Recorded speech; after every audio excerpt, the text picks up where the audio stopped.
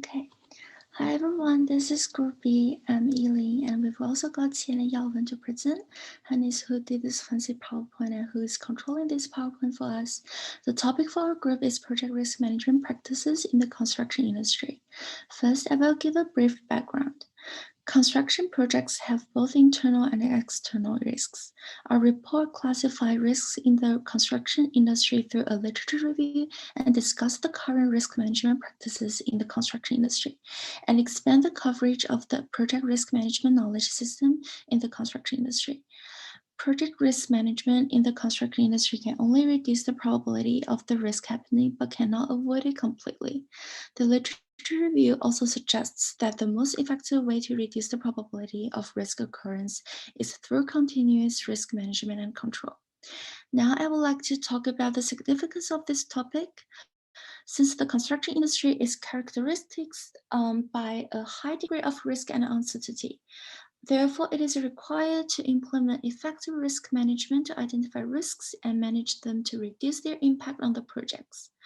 Reducing the impact of risk on a project requires establishing a risk management process that enables the project manager to identify, monitor, and decrease the risks that arise. And the risk management practice requires comprehensive planning. At the same time, having a solid and systematic practice, as well as extensive knowledge and expertise, is key to ensuring effective and efficient risk management.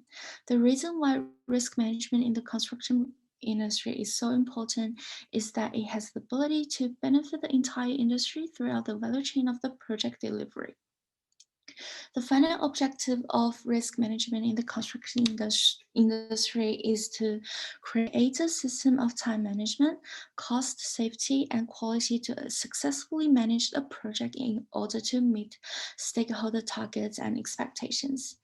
I'll now invite Qi to give a quick explanation of the methodology we use. The research methodology for this report is literature review. The literature review was started with a keyword search. That is, we use the advanced search in the literature base to qualify the keywords construction, risk, and risk management, and then review all the literature and develop the following. Firstly, publication date between 2005 and 2022. And then the type of research included journal articles, conference papers, and academic papers. And thirdly, not limited to specific countries. And the last one, its studies focus on the construction industry, both residential and non-residential was selected. Cool, now let's move to findings. For the risks specific in the construction industry, it can be classified into three groups. Known risks, the risks that we know and able to predict. Known unknown risks, you may find this is a bit confused. I'll use COVID-19 as a simple example so you'll see.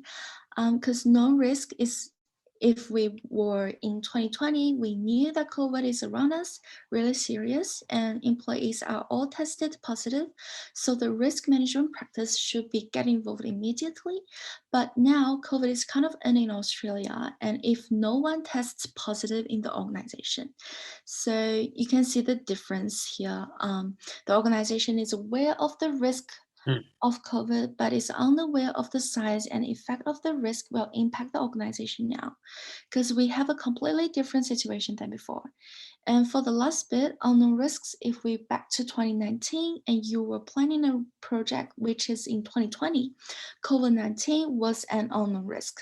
It cannot be addressed in 2019 because no one knew it would happen, but risk management practice should be ready to start when incidents happen. Also, risks can be grouped by the stakeholders, related sources, and one study stated that the risks in construction industry can be grouped into 10 categories that are design, physical, logistics, legal, environmental, construction, management, cultural, financial, and political. Risk management practices are more overarching and holistic than a single risk management process.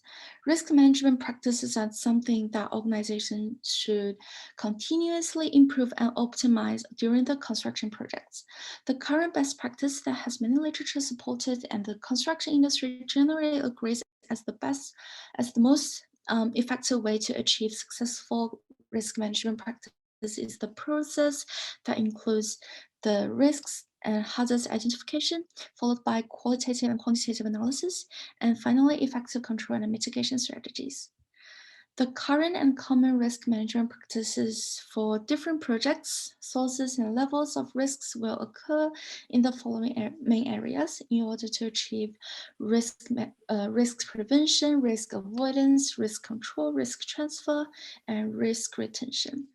Risk practices could and should happen in any stages of projects. Risk practices are not mutually exclusive.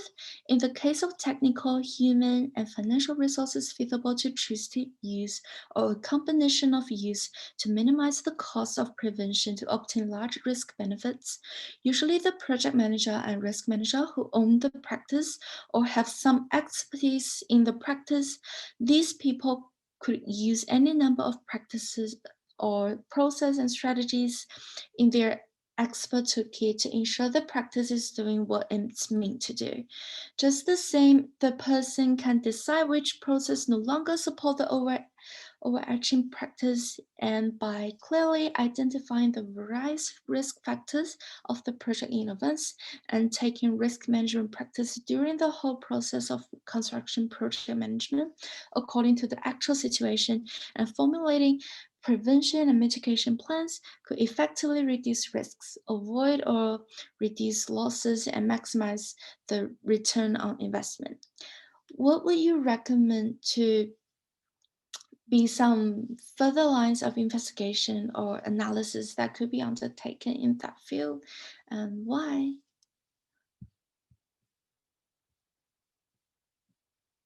Well, I will answer this question from a theoretical perspective. Through the review of relevant literature mentioned above, I have summarized the possible future research directions. The literature at this stage already contains various project risk management approaches in the construction field, including risk transfer, stressing internal management, etc. With the rapid increase in the number of projects, the risks that may arise from the project are also increasing. Since the regulations and the industry practice in the construction industry vary greatly from country to country, nowadays, however, there are few studies in the literature on the differences in risk management of construction projects in different countries. Therefore, this seems to us to be a future direction for research, as it may lead to differences in the effectiveness of many risk management methods in different countries. At the same time, we found that a large amount of literature that exists today focuses its perspective on the needs of clients, distilling the risks that may exist or may arise in the project from the client's point of view. However, many have overlooked the other direction, that of contractor. For contractors, their role in the project is as important as that of the user, as they do everything they can to meet the user's needs in the project. However, in most of the literature we brochured, the authors did not mention how to manage the risk as much as possible from the contractor's perspective, such as how the contractor can meet the client's need on a leisurely budget and save as much money as possible. However, these methods are important for overall project risk reduction and anticipation. Thanks, T. You did mention about the gaps that you consider there are in the theoretical implication, but you haven't mentioned about what did this finding demonstrate to you or to the construction industry. And so what benefit would it have? So I'm gonna explain that. The construction industry is characterized by long cycles, large scale, large number of personnel, and high labor intensity. And many hazards as well as unsafe factors lead to the high number of accidents in the construction industry.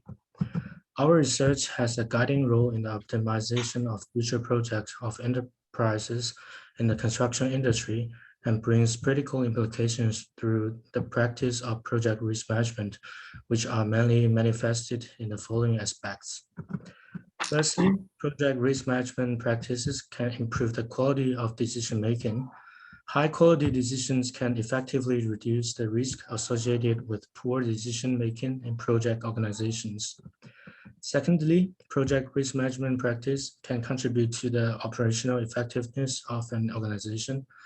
Project risk management practice helps organizations achieve maximum safety and security at minimum costs. Further control of costs not only reduce various expenses, but also urges each functional department to improve management efficiency, reduce risk losses, and promote the organization's operational efficiency. Thirdly, project risk management practice can provide safety in the construction environment. The construction industry is accident-prone, and inadequate risk awareness among construction personnel and improper operation of equipment can lead to the accidents.